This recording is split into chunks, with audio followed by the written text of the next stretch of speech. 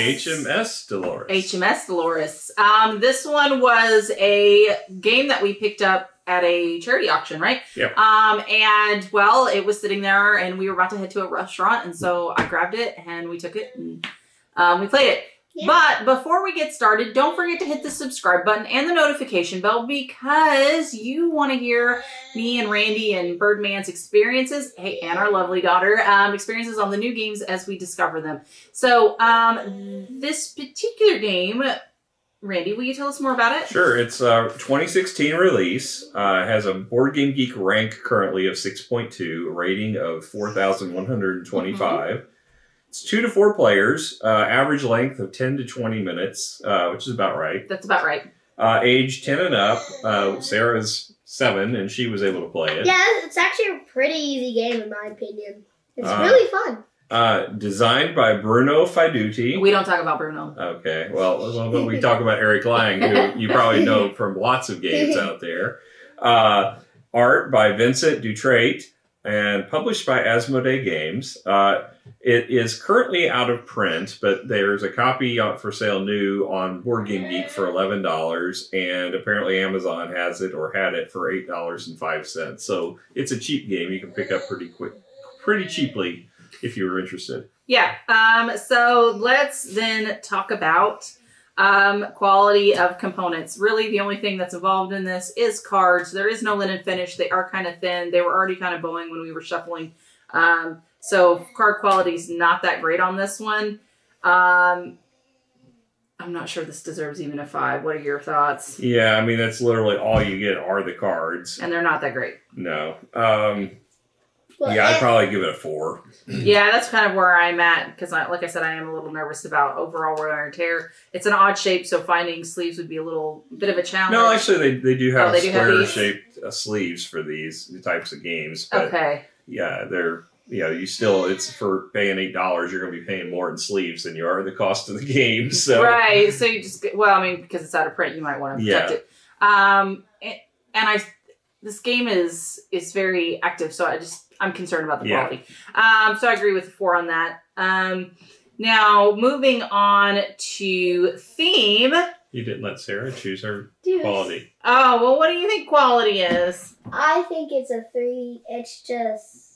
I just really agree with you guys. Yeah, okay, perfect. All right, now let's talk about theme. So the theme is that you are discovering loot, okay? And you're working semi as a team as you discover this loot, and you've got to make the decision who divide up the loot, if you will. Well, here's the actual literal story. Oh, okay. Caught in a violent thunderstorm off the coast of Brittany, the Spanish trading vessel Dolores is nearly engulfed in the chasm for a second time. Confused and exhausted, the crew regains hope as they catch the faint glimmer of a lighthouse deep in the night. Unfortunately for them, it's a trap. It's a trap! A display of lights was prepared on the rocky coastline, luring the ship to her destruction. Seeking to make a fortune, you are one of the wreckers who orchestrated this job. The Dolores, named in honor of the spouse of a rich ship owner from Cadiz, finally crashes against the reefs. The first crates begin hitting the beach, carried by the waves out of the gaping hull breach. But sharing the plunder with your accomplices is no easy task.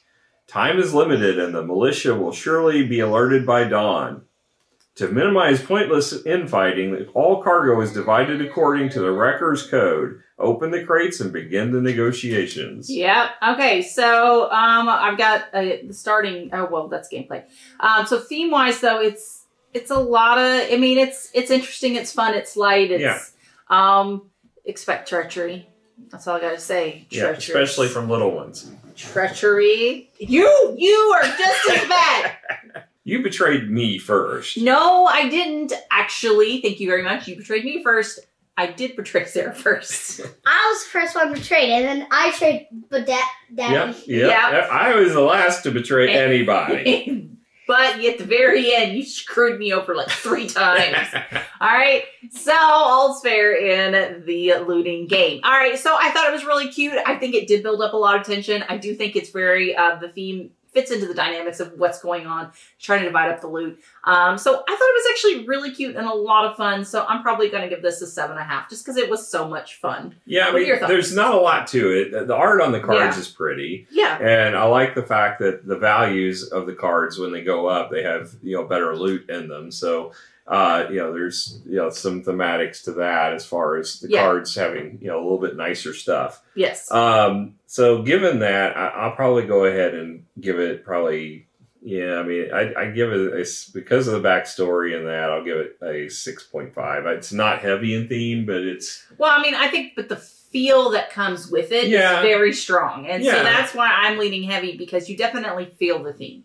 Okay, yeah. I'll go 6.5 to 7. That's the highest I'll go. And I'm going 7.5. All right, what about you, Sissy? What do you think? I think it deserves a 9. Oh, wow. I like the theme and like the little backstory. And I do love the art. I do like how it does that. And there's also 2 types of blues. Yeah.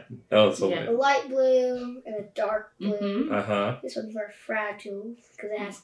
That's basically dishes, Yeah. Yeah.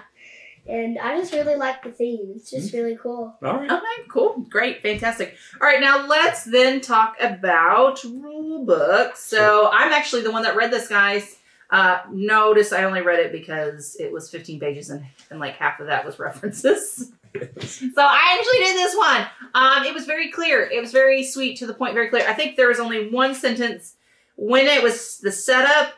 The setup I had to break down a little bit closer because it says put aside the Dawn card, discard 4 random message cards. They're not using the game. Shuffle all the good cards with the 5 remaining message cards, but then remove 15 cards from the deck. Shuffle them into the Dawn card. I don't know. There was just, in my mind, maybe it wasn't clicking. But I had to reread it a couple times and I was like, okay, well, I think I know what I'm doing here. Other than that, everything was actually pretty straightforward. It was very easy to understand. There was plenty of pictures for examples and things like that. So I really liked it. And I'd say it should have had cheat cards, though, with the symbols on it to tell you what the hand are. Yeah, probably would have been helpful. Because I messed that up a lot of times. Yes. So I think... but on the back they do have it. Yeah, but you have to pass the book around. Again, it's not ideal if you're playing a game. Well, there's 3 options, to be fair. Yeah. Peace. Yeah, but the combinations of them are what matters. So, that's true. That's true. To know the combinations, it'd be nice to have a cheat card in front of everybody. So a cheat card would not have gone amiss for this one, I don't think. But overall, I still think it was pretty good. So I'm going to give this probably, it's pretty even. So I'd go 7.5, 8. Because I'm fine with it. It turned out pretty good. All right. Now, let's then talk about gameplay. All right. So I've set up the beginning round for us. So at the beginning of the round, depending on how many players, you're going to get so many cards. Now, if they're in the same suit, they stack, right? So right now, my blue set is worth 2, but my gray set is worth only 1. And you're what is scored is the least of a set, or the set with the number least, and then the set with the most. But if you have a tie in either category, those also are included. So and if you have everything equal, all of the rows count. So you just kind of keep in mind as you start essentially going for loot, that it's not necessarily as many cards as you want. That's not what you're trying to go for. You're trying to go for set. There's a little bit of set collection in it, which I kind of appreciate. Even though that's what I did, and I won, so... Yeah, you got a lot of sets of 5 for your top score. I got 3, and then...